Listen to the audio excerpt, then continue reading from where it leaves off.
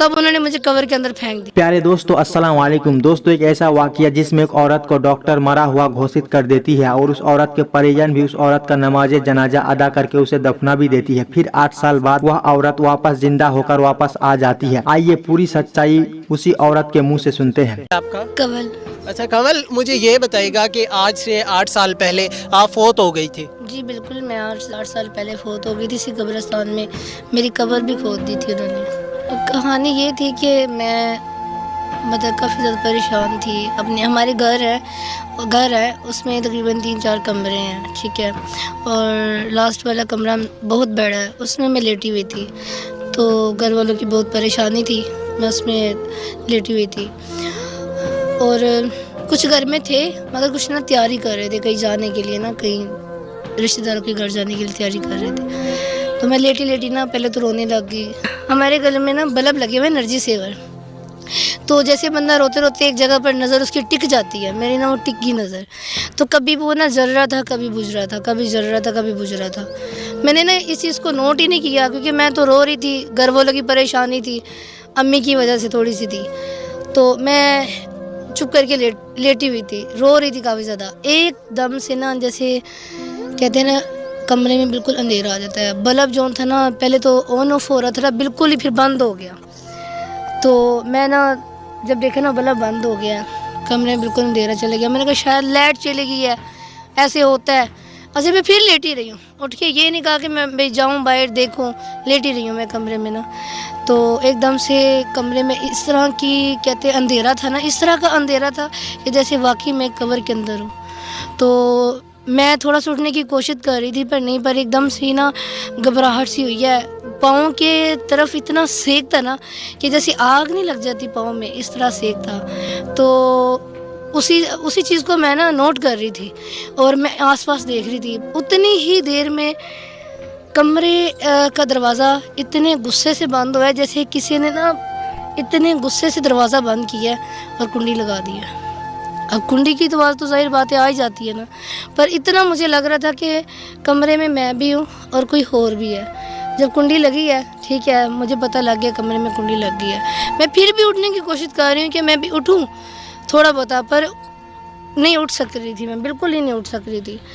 बस यकदम से जैसे बंदा एक सांस लेता ना, उसके बाद मुझे कोई पता नहीं लगा मैं कहाँ हूँ कहाँ नहीं हूँ, कोई होश ही नहीं थी मुझे। कमरे से कमरा का दरवाज़ा जो था ना वो तोड़ के बाहर निकाला गया था और इस कदर मतलब तोड़ा था ना जैसे चूरा, एक तो दरवाज़ा तोड़ते हैं ना वैसे नहीं तोड़ा था।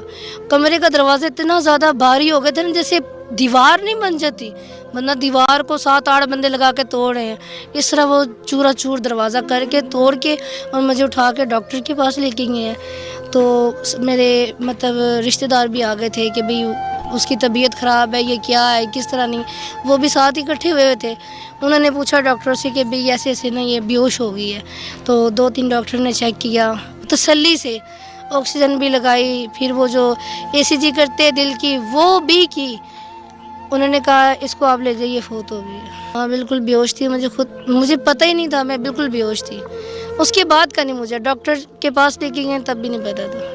फिर मुझे वो जब डॉक्टर ने जवाब दे दिया फिर मुझे घर लेके आए, घर लाके उसी ही बेड के ऊपर उसी कमरे में दोबारा मुझे लटा दिया और आके सारे रिश्तेदारों को जैसे फ़ोन करते हैं, कॉल वगैरह कर दिए हैं। और जो हमारी घर के पास ही मस्जिद है, तो वो हमारे जो कारी साहब जिनके पास मैंने कुरान पाक पढ़ा, उनको ही जाके कहा गया कि भाई कवल ऐसे फौत हो गई, आप ऐलान कर दें। तो उनको तो यकीन नहीं हो रहा था कि भाई अच्छी भली तो ये घर में रहती है, पढ़ने आती। कल मैं उनके पास पारा पढ़ने के लिए गई थी और उसके बाद जब उन्होंने ऐलान वगैरह किया, ऐलान करने के बाद मोहल्लेदार इकट्ठे हो गए, फ़ोन कर दिए, रिश्तेदार इकट्ठे हो गए।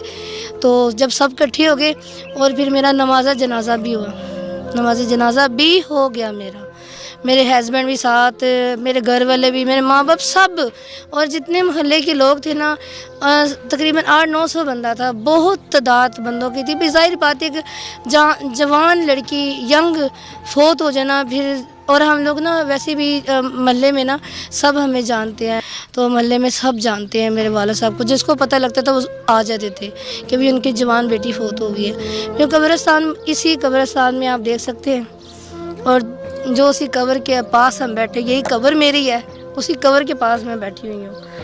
تو مجھے یہاں لایا گیا اور لا کے قاری صاحب بھی ساتھ تھے. انہوں نے جو ہوتی ہے جس پہ ڈالتے ہیں قبر کے اندر, ٹھیک ہے, وہ چٹائی بھی ان کے پاس تھی. ہاں جی, تو اس کے اوپر پھول وغیرہ بھی تھے, قاری صاحب بھی ساتھ تھے.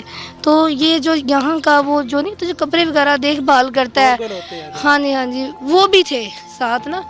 تو وہ نا کہہ رہے تھے کہ چٹائی اس طرح نہیں, اس طرح پکڑو اور پھول بھی ڈال دو, اور وہ جو اوپر چاروں کل لکھے ہوتے ہیں وہ جو چادر ہوتی ہے وہ کہتے تھے یہ بھی رہنے دو. جب انہوں نے یہ بات کی ہے نا, وہ چیز نا میرے کان کے اندر گئی ہے کہ ابھی یہ کیا بات کر رہے ہیں. جب میں نے آہستہ آہستہ سے اپنی آنکھیں کھولی ہیں نا, تو تب انہوں نے مجھے کور کے اندر پھینک دیا.